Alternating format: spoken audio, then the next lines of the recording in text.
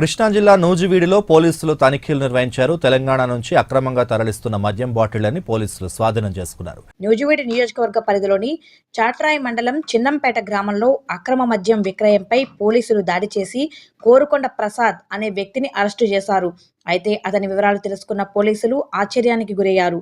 కోరుకొండ ప్రసాద్ ఇటీవలే జిల్లా పరిషత్ హైస్కూల్ విద్యా కమిటీ చైర్మన్ గా ఎన్నికైన వ్యక్తి.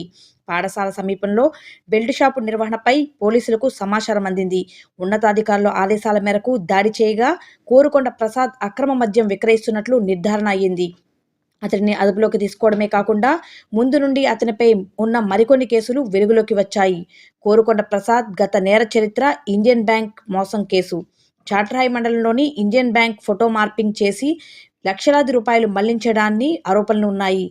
అరెస్టు సమయంలో పోలీసులను బెదిరించే ప్రయత్నం చేసినప్పటికీ ఉన్నతాధికారుల ఆదేశాల మేరకు అతడిని అదుపులోకి తీసుకున్నారు.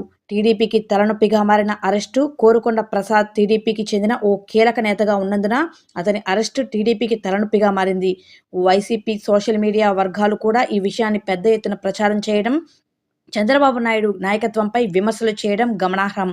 నూజివీడు నియోజకవర్గ శాసనసభ్యుడు, రాష్ట్ర గృహ నిర్మాణ శాఖ మంత్రి కొలుసు పాదసారథి ప్రభుత్వ నిబంధనలను ఉల్లంఘించిన వారిపై కఠిన చర్యలు తప్పవని హెచ్చరించారు.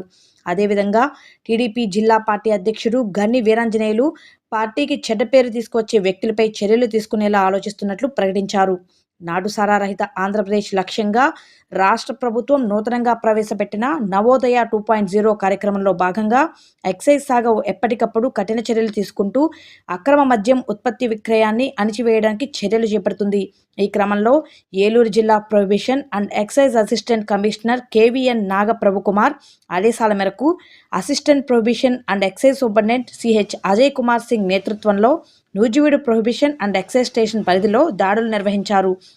దాడుల్లో తెలంగాణ రాష్ట్ర మద్యాన్ని చిన్నంపేట కేంద్రంగా అమ్ముతున్న ప్రసాద్ను మరొకసారి అదుపులోకి తీసుకోవడం టీడీపీ నాయకులు విస్మయం వ్యక్తం చేస్తున్నారు. ఇప్పటికీ గడిచిన 8 నెలల కాలంలో అనేక కేసులు నమోదు కావడంతో పీడీ యాక్ట్ నమోదు చేసేందుకు అధికారులు న్యాయ నిపుణులతో సమాలోచనలు చేస్తున్నారు.